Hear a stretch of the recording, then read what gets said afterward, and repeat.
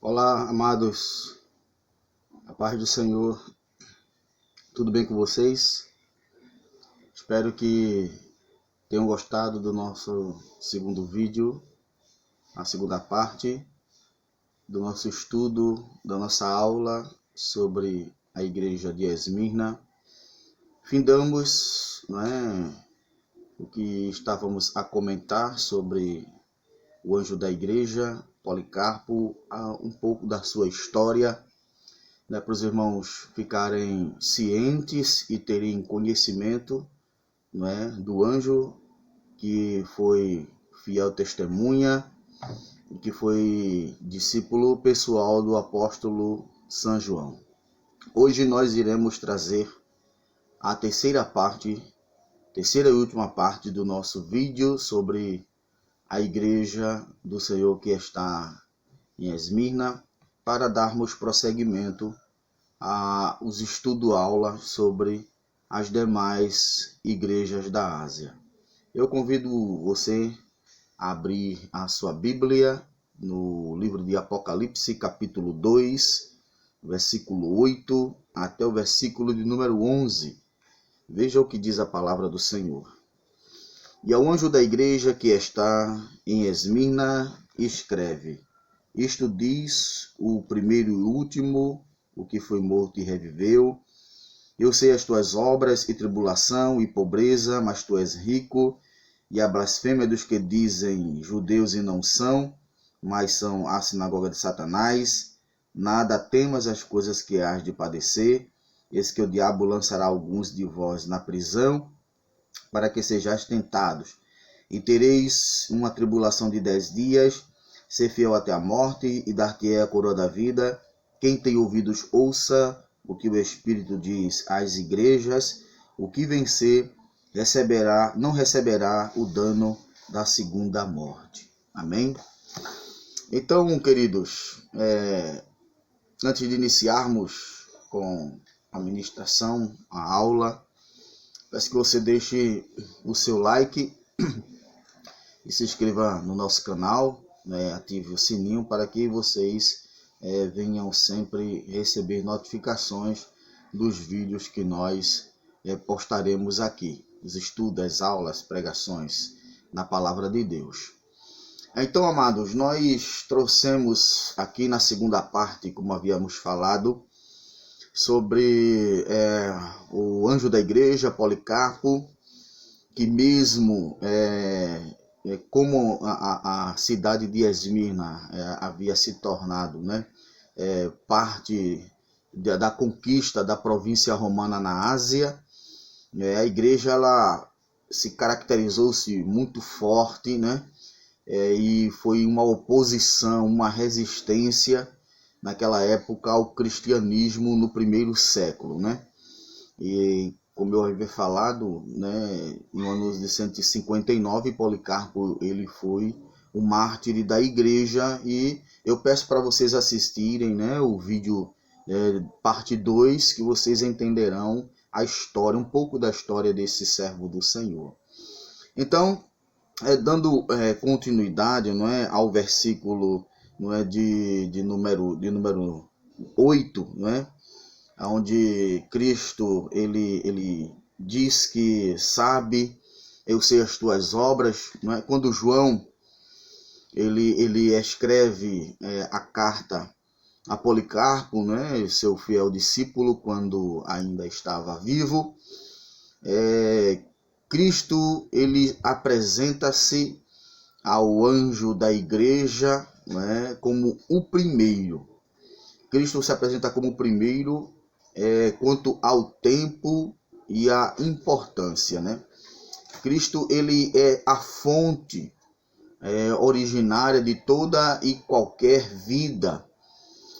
O fato de Cristo ser o princípio, o primeiro, equivale, meus irmãos, na língua grega, dizer que ele é o alfa. Então, se Cristo ele é o alfa, ele é acima do beta, acima do gama, acima do delta, do epsilon, do zeta, do eta, do iota, do teta, da capa, de lambda, não é? Do ni, do mi, do xi, do ômicron, não é? Diante do alfabeto grego, todo Cristo, ele é o alfa, não é?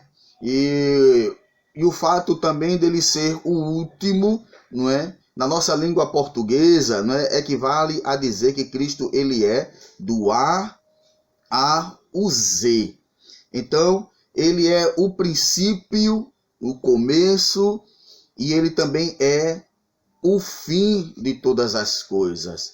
Então, Cristo, ele é, meus irmãos, a razão de toda existência. Não é? O que existe, não é? Cristo, ele é a razão. Ele é o princípio da vida após a morte. O que eu quero dizer isso? Quando um cristão ele morre, não é que ele vai para o estado intermediário do justo, um cristão, então aqui ele só faz repousar. Nós dizemos, não é que ele morreu, mas o que morreu só foi o corpo. Mas o homem de Deus, a mulher de Deus, ele está, meus irmãos, no paraíso. Ele só passou de uma era para uma outra, não é? Ele deixou de sofrer nesta era e foi para uma dimensão melhor, não é? Saiu de uma dimensão para outra e aqui ele acabou com a perseguição para a sua vida, não é? E lá, consciente, ele goza, não é? De uma felicidade fora do normal. Então, Cristo, ele é o princípio da vida após a morte, porque nós cremos que um dia iremos ressuscitar glorioso e triunfantes e reinaremos com Cristo lá na eternidade, quando nós entrarmos na sala do banquete, como está escrito em Cantares capítulo 2, versículo 3. Então, ele é o alfa e Cristo, ele é o ômega. Amém? Mediante de tudo isso, ele é o princípio, ele é o fim, ele é o alfa, ele é o ômega. Amém?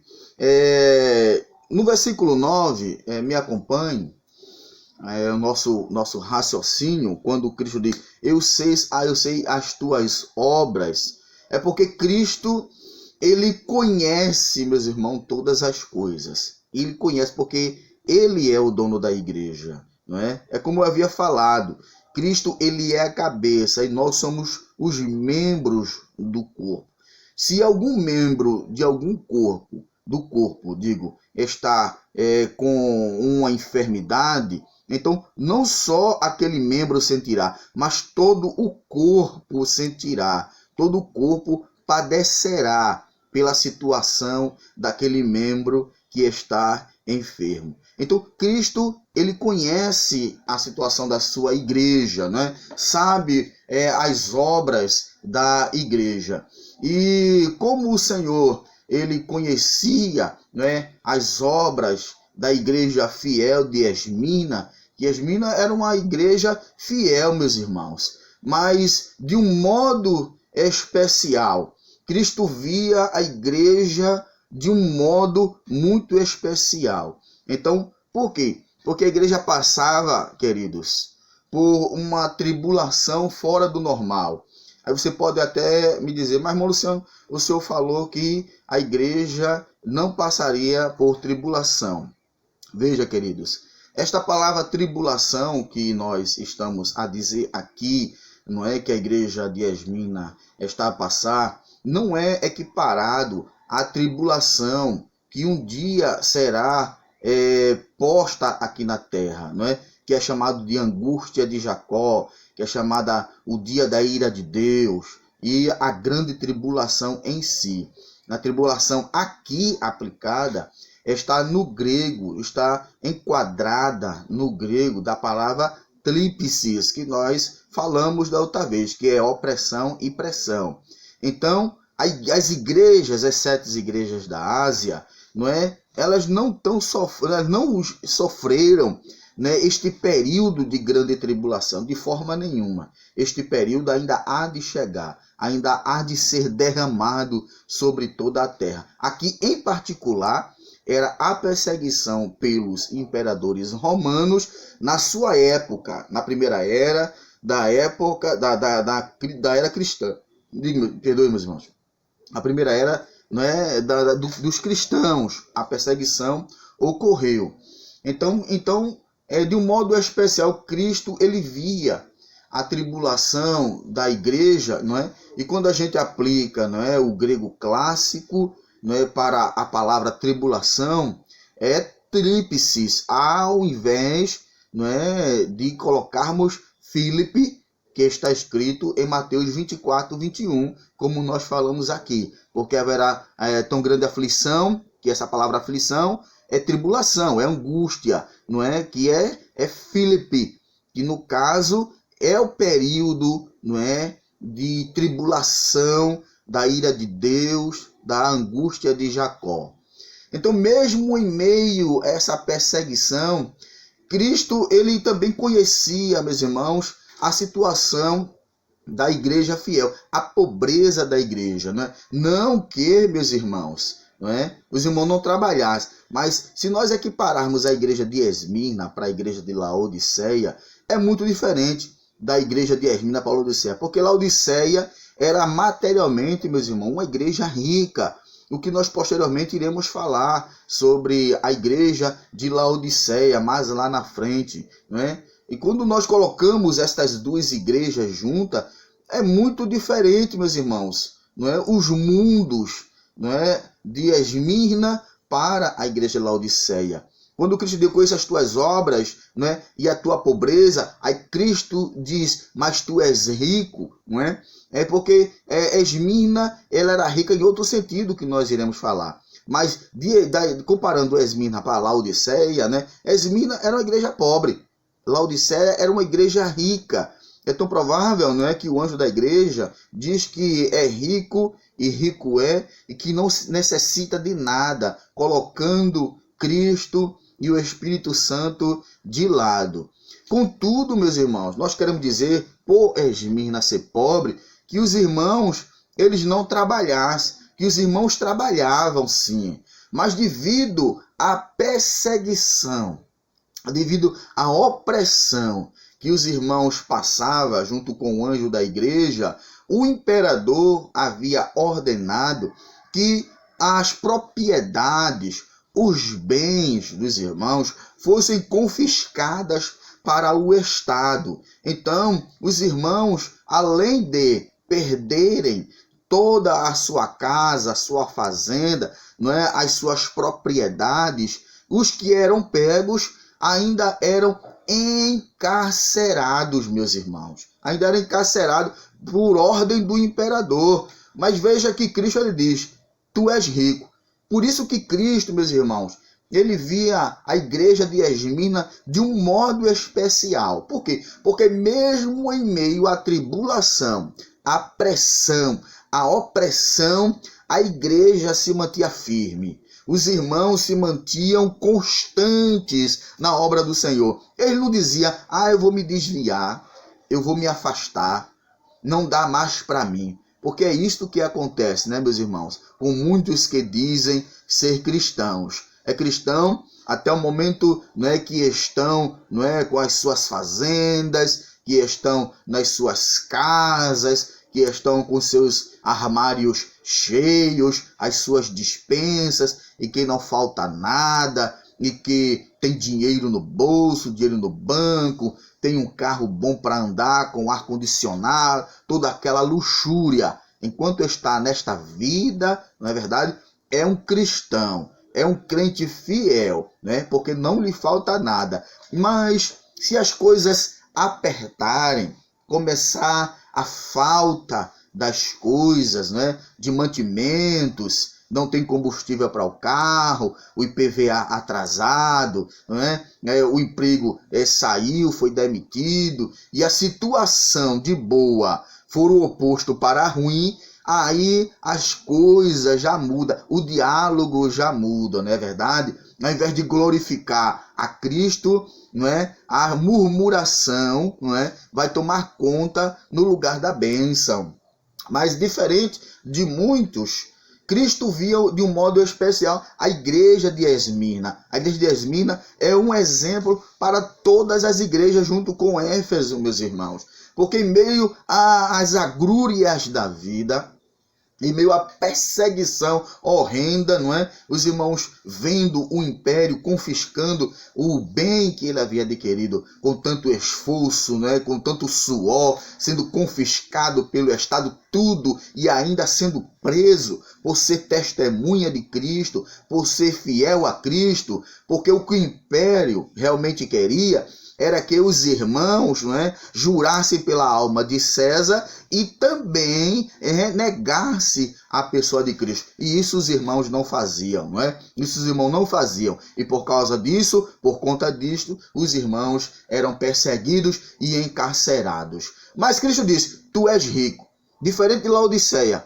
Laodiceia era rica materialmente, mas por outro lado, meus irmãos, não era rica espiritualmente. E a igreja, não é, de Esmirna, como Cristo ele via de um modo especial, não é? A igreja, meus irmãos, era rica em riquezas espirituais. A igreja era rica nas obras, a igreja era rica na fé, a igreja era rica na oração, a igreja era rica no amor não fingido, a igreja ela era rica na leitura da palavra de Deus. Então, a igreja ela era rica nesse aspecto espiritual. E isto, irmãos, o império ele não poderia tirar, não. Isto, o imperador da atualidade não poderia dizer aos soldados, arranquem também isto dele. Porque se arrancassem, não é, teriam que tirar da alma, não é? E a alma, o imperador não poderia pegar, a alma ia para Deus. Se matassem os irmãos morreriam com esta obra. E esta obra, não é, seria a recompensa que eles iriam receber naquela reunião aonde nós nos encontraremos com Cristo lá no Bimá, lá no segundo céu, aonde Cristo montará, não é, o seu tribunal, conforme 10:4 de 2 aos Coríntios, depois vocês veem, não é, onde Cristo montará o tribunal e ali se reunirá milhões de milhões e milhares de milhares e ali Cristo galardoará a todos os irmãos pelo serviço que fez aqui como um mordomo bom e fiel. Isto o império não poderia tirar, não. As obras, as riquezas, não é, inefáveis que Deus delega à igreja, né? Deus delegou à igreja. Posteriormente nós iremos trazer aqui um estudo sobre mordomia cristã e nós veremos o que Deus delegou à igreja, meus irmãos, não é, para como mordomos administrarmos. E isto a igreja de Esmirna zelava pelas boas obras, pela fé, a oração fervorosa, não é? Também, meus irmãos, a igreja ela tinha um amor que não era um amor hipócrita, era um amor não era um amor fingido, era um amor real, um amor para com o seu próximo, para com os irmãos, não era um amor fingido. Sem contudo, eles prezavam pela palavra de Deus. Isto o imperador ele não tirava. A riqueza da igreja de Esmirna não estava aqui como é de muitos. Abra sua Bíblia, Mateus capítulo 6, versículo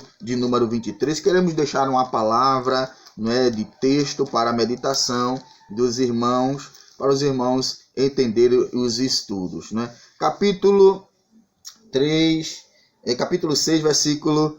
vamos ler o versículo 19, depois o versículo 20, né? E depois o versículo de número 23. Aí diz assim, versículo 19 do capítulo 6.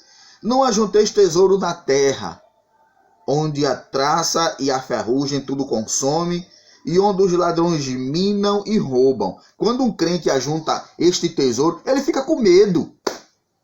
fica com medo que venha outro e tire dele. Mas se um crente ele ajunta tesouros espirituais, meus irmãos, ele pode estar encarcerado como for, mas ele é rico, como Paulo e Silas na prisão, no livro de Atos, capítulo de número 16, quando estavam na prisão, não é? Botaram ele por ele fazer um bem, uma obra, a obra de Deus.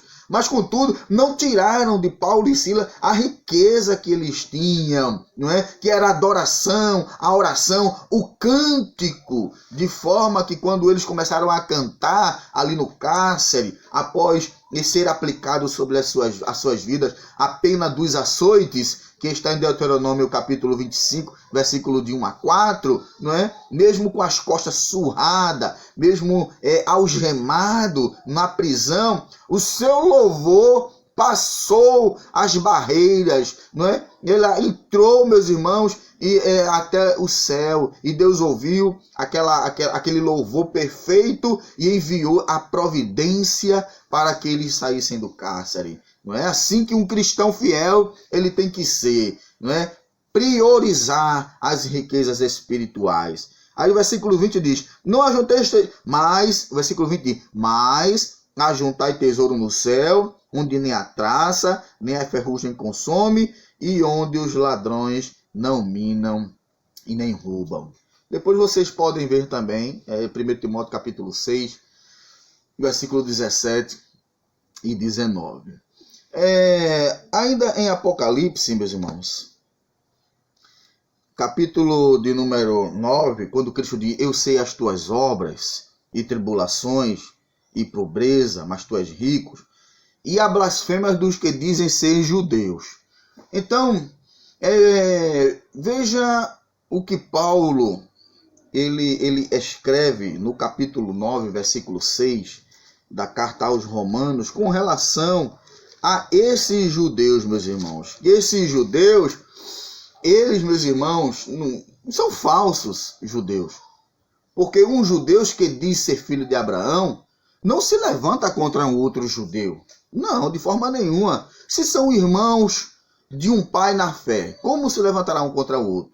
Só sendo um falso judeu, meus irmãos. Então, esses falsos judeus, pelas quais se levantaram contra os irmãos de Hermina, eles se acumularam com o Império Romano, não é? De tal forma a perseguir, né, os irmãos ali de Esmina. Eles afirmavam na época a sua origem no patriarca Abraão, mas seguiam o exemplo dos outros, dos infiéis, dos perseguidores.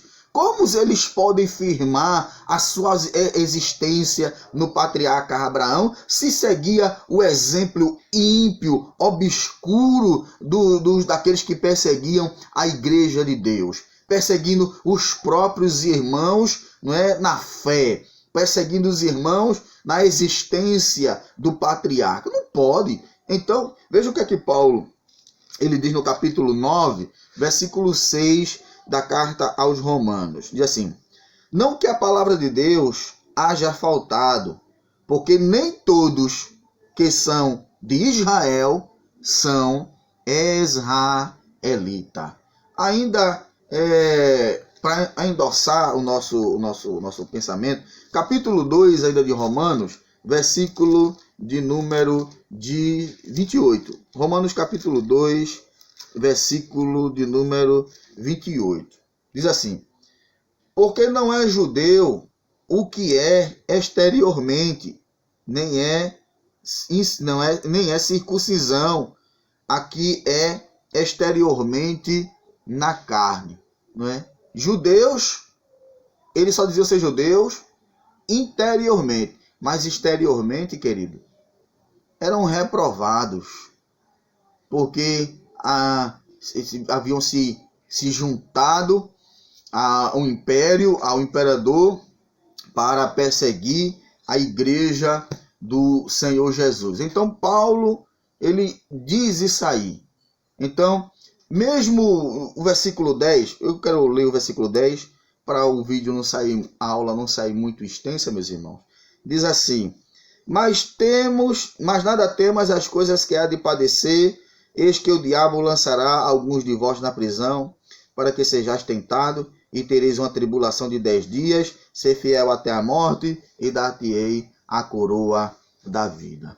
Queridos, nós temos consciência e sabemos que a oposição do grande inimigo de Deus, nós sabemos quem é, né? O grande inimigo de Deus, que é o diabo, né? A antiga serpente, e o Apocalipse traz vários nomes com relação a este inimigo, o diabo, a serpente, o dragão. E nós sabemos que há uma oposição do inimigo de Deus contra a igreja, não é? E também contra os homens. Então, João, quando ele menciona isto, a gente sabe que o prazer, o objetivo do diabo é querer fazer parar a obra de Deus. Mas a obra de Deus, ela não pode parar, porque não é uma obra firmada num homem. Não foi Pedro o fundador da igreja, como a Igreja Católica Romana afirma. Não, de forma nenhuma. Se a igreja tivesse sido fundada sobre Pedro, ela já havia se desfeito. Ela não aguentaria a perseguição, porque muitos outros homens se levantaram, meus irmãos, com obras, mas devido à perseguição do Império Romano, aquela obra se desfizeram. Então, a igreja ela é firmada, ela é alicerçada na pessoa bendita de Cristo.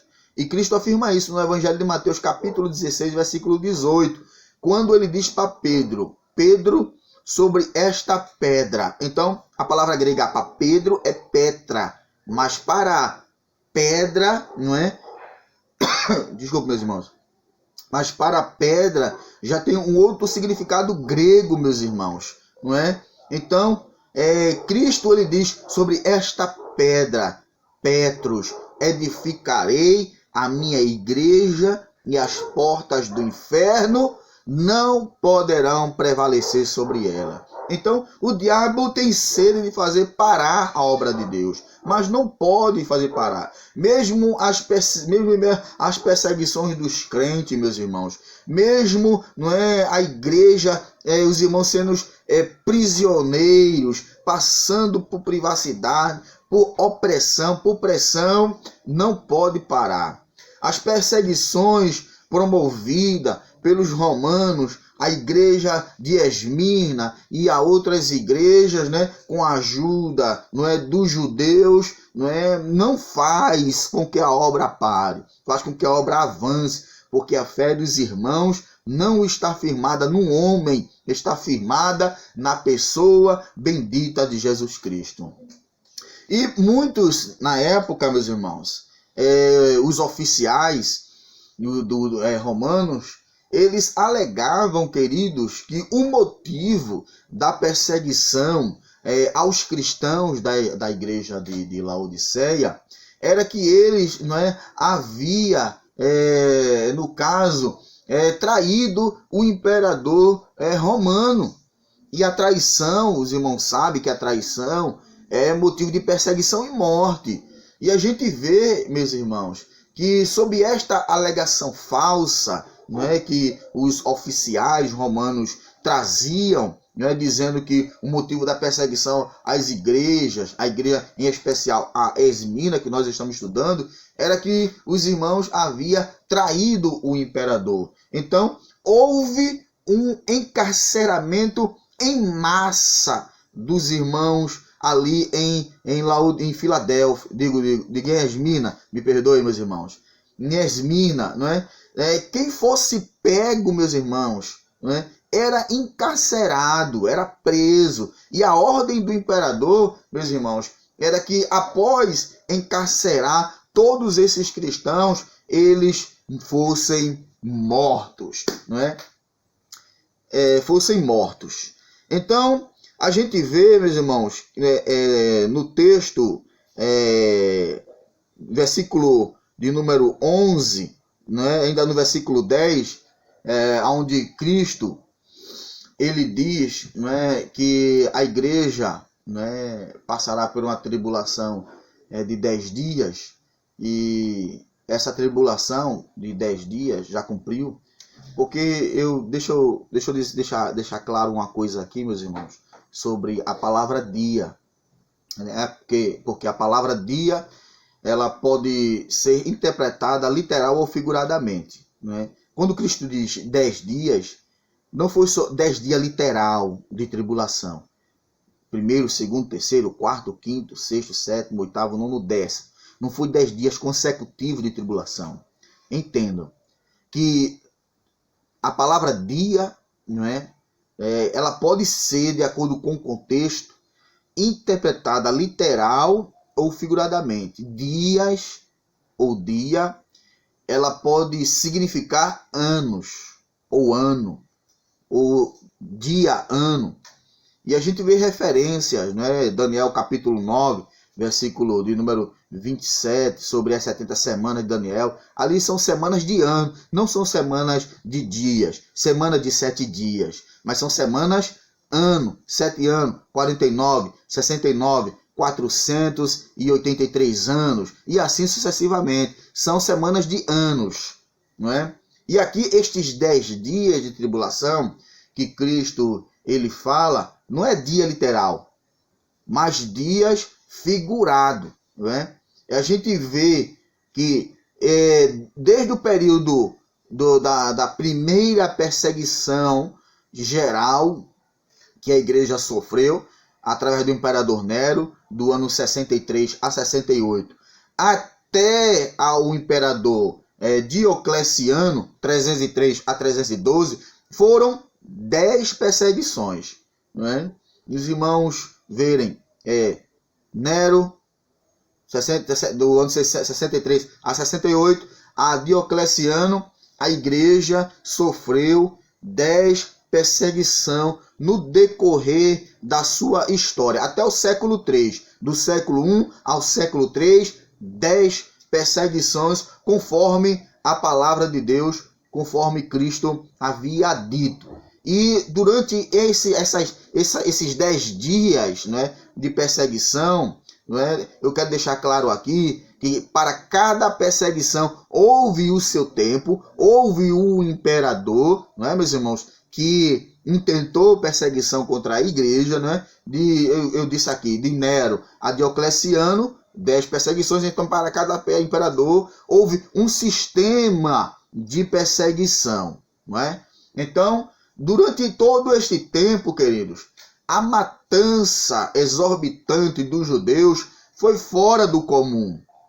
Mas Cristo, mediante todas estas circunstâncias que a igreja de Esmirna estava a passar, e Cristo via uma igreja fiel, Cristo via uma igreja especial, a pobreza, não é, dos irmãos, mas era uma igreja rica espiritualmente. Cristo faz uma promessa. Cristo diz a eles que ao que vencer não sofrerá o dano da segunda morte, não é? A igreja não sofrerá, quem for fiel não sofrerá, porque após morrer, meus irmãos, se a gente negar a Cristo e morrer na nossa impiedade, e Policarpo, ele havia dito, não é, meus irmãos, que quando o governador e cônsul pediu para ele negar a Cristo, e disse que iria lançar ele no fogo, e Policarpo disse: você quer me amedrontar com fogo, que você queima agora, e com o passar do tempo as chamas se apagam, ao fogo eterno, pela qual está preparado para todos os ímpios. Então, quem for ímpio e morrer na sua impiedade, esse sofrerá o dano da segunda morte. Mas a igreja, se ficar firme, se manter na palavra de Deus e guardar a fé, a igreja não sofrerá o segundo dano. E Cristo, ele diz que ao que vencer, não receberá o dano da segunda morte. Ser fiel até a morte, e Cristo diz: dar-te-ei a coroa da vida. Amém, meus irmãos? Deus abençoe a você que irá nos escutar, que esta palavra possa edificar a sua vida e possa trazer conhecimento a você. Se você ainda não ouviu nossos vídeos, vá lá no nosso canal, Presbítero Luciano Alexandre, e escute os nossos vídeos. Você irá enriquecer o seu conhecimento. Deus vai abençoar você de forma maravilhosa. Deixe o seu like, não é? E se inscreva e ative o sininho. Amém? Deus abençoe, em nome de Jesus. Espero que eu tenha gostado. Que a paz do Senhor Jesus esteja na sua vida, no seu coração e no seu lar. Amém? Deus abençoe os irmãos. Paz do Senhor.